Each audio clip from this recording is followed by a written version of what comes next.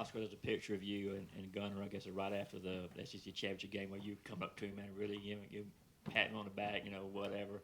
Um, just knowing him the way you do, just why was that so big for him, and what is it about him that makes his team want to rally around him like they obviously have? Yeah, I mean, me and Gunner, we go back a long way. I mean, since high school, we've known each other, and I've lived with him since I got here. Yeah. It's just really, it was a special moment for both of us. I mean, getting to, have him come in there and play alongside each other was really cool.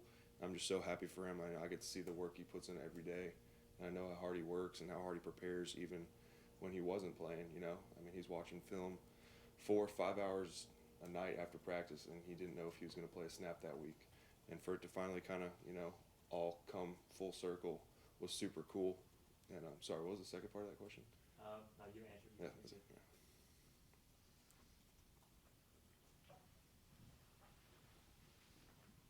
Yeah, just obviously you guys had to replace Brock this year, and he's tearing it up in the NFL. What do you make of the year that the tight end room as a whole has had, and obviously going about replacing him, but also the production and season you guys have had? Yeah, I mean, I think it just, comes down to just, practicing hard and, just doing what we're asked to do. I mean, you can never guarantee targets. You can never guarantee catches. You just got to, show up every day and, do what's called and, just do it to the best of our ability. And I think, we've shown what we're capable of, and we got a really good room. We got a lot of good guys in that room, and we got a lot of playmakers. I mean, you just got to do your job. I mean, as a tight end here, you're asked to do a lot. So I mean, a lot of things go unnoticed and unseen that are kind of, maybe it's blocking or protecting, but I mean, we're out there making an impact on every play. Two questions for you. One, what have you seen from Notre Dame on film? You talk about watching film a lot. What have you seen? And also, tell us a little bit about your two freshman tight ends and how they've changed from the first practice to now. Yeah, I mean Notre Dame, they've got a big, physical, strong defense. I mean they're gonna load the box and they're gonna try to stop the run. And there's be a lot of matchups, a lot of one-on-one opportunities, and they've got good players and we've got good players too. So it's really just gonna be one-on-ones and winning your matchups, things like that. And Jaden and Colton, they came in here. I think they early enrolled last year, and they both have grown tremendously. I mean, from the weight room to practice, I'm really impressed with both of them. I mean, they're both making plays every day. They've both gotten so much better in the run game and the pass game. Coming in as a tight end to the SEC is not easy. You don't really do the blocking you do in high school, so they both learned, and they're getting better every day. And you see it every day, and we watch it, and they're both gonna be really good players here. Coach Bobo was talking about how it hasn't been smooth as an offense or as a team for that matter, with a lot of ups and downs this season. As it relates to the offense, why do you think that is in terms of maybe not being as productive as you guys would like overall? I think it just all comes down to execution. We've got a lot of really good players, a lot of really good guys on our offense, and it just comes down to everyone being on the same page for that play. And we've shown flashes of it, and obviously there's going to be plays where it doesn't work out how it's drawn up, but I think when we're all focused and we're all locked in and we execute to the best of our abilities, I mean we're pretty dangerous. Oscar, your first playoff game was actually obviously against Ohio State. Darnell gets hurt. You have to come in and really have to play a big role. How much did that game, just looking back, kind of maybe propel you, on your way to kind of where you're at right now? Yeah, I mean, going into that game, I was not expecting to play much, if at all. And, I think it just comes down to how we prepare and how we practice, I mean, I remember Darnell went down and I got put in there, and they didn't hesitate on any of the play calling. They didn't change anything because I was in there, and, they expect you to be ready. And I think the way we practice and the way we prepare, it made me ready, and it made the game easier than what it would have been if we didn't practice like we did, Yeah, quick follow on. I don't have the mic, but just is that a lesson for the rest of the guys, maybe other guys who have not played much this year, that hey, my opportunity could come and kind of have you as an example of what can happen? Yeah, for sure. I mean, you just got to buy into it and trust the process. I mean, we talk to guys that were here and that are in the NFL now all the time, and some of them didn't play until they were juniors, and then they ended up being first round picks. So just the way that we practice and we prepare and you get developed here, it's different than everywhere else, and you just got to buy into the process and trust it. yeah, you're someone who obviously knows Gunner well. In these last 3 weeks with him taking over as a starting quarterback, where have you seen him maybe grow or change the most, if he has at all? Yeah, I mean, I think just being more comfortable, just kind of being out there with the ones like the whole time.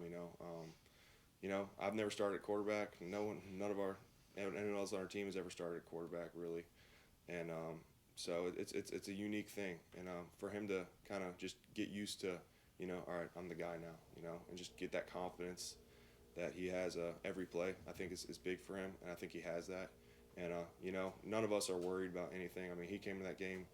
No one flinched. I mean, we all rallied behind him, and we know what kind of player he is. We've seen it for the past 3 years, and we know how good of a quarterback he is.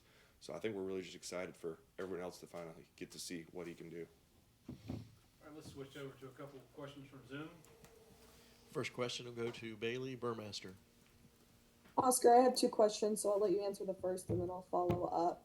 What feels different in the run of a play with Gunner leading the way versus Beck? They both have their strengths and they both have their weaknesses. They're different. They complement each other in different ways. But I think with Gunner, it gives us more of that option where, he can extend a lot of plays. And he's a physical guy, and y'all saw that in the SC championship. I mean, he's not scared to put his shoulder down and run through someone. So, you just got to be ready at all times. Scrambling, just extending plays with his legs, and being ready to block for him because he's not going to want to slide. In addition to that, with your relationship with Gunner, what is something the average fan may not know about Gunner? I don't know. I mean, he's old school. I think people are starting to find that out a little bit, but he's old school. He's not a materialistic kind of guy. He doesn't care about all the NIL and all that stuff. He just likes being with his friends, his family, and his cows. So. Next question will go to Wade Cheek with the Clayton Tribune.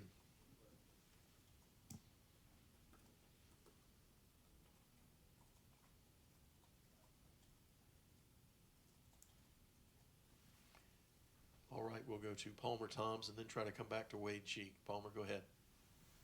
Yeah, Oscar, looked like you were the first one to get to Trevor after his touchdown against Texas. What did you say to him, and just what is the difference of this offense with Trevor? I was just so happy for him. I mean, he's a guy who came here, and I feel like he's been here since I got here. He's someone I really consider a brother, and I know the offense loves him. Everyone on the team loves him. He's a great leader, great person, and just to have him have that moment and me get to be there with him was really special. And I mean, he deserves it. Just the things he's been through this season that people don't really get to see, behind the scenes it's huge. So I was really excited for him and really happy for him. Try to go back to Wade Cheek with the Clayton Tribune.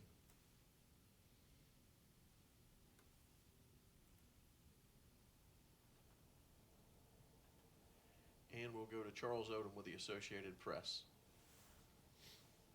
Just a quick follow to what you said about how no one flinched starting the second half in Atlanta. What was that? Had to be a lot for a guy getting that first important role. What was he like in the huddle for that second half, and especially in that first drive when you guys just charged down the field? Yeah, I mean, he was calm. I mean, he was ready. He was comfortable.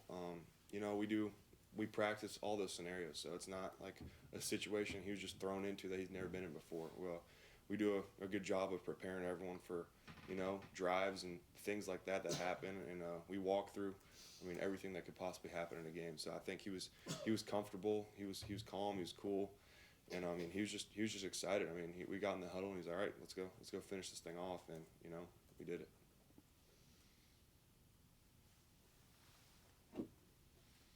We got time for one more. Gunner?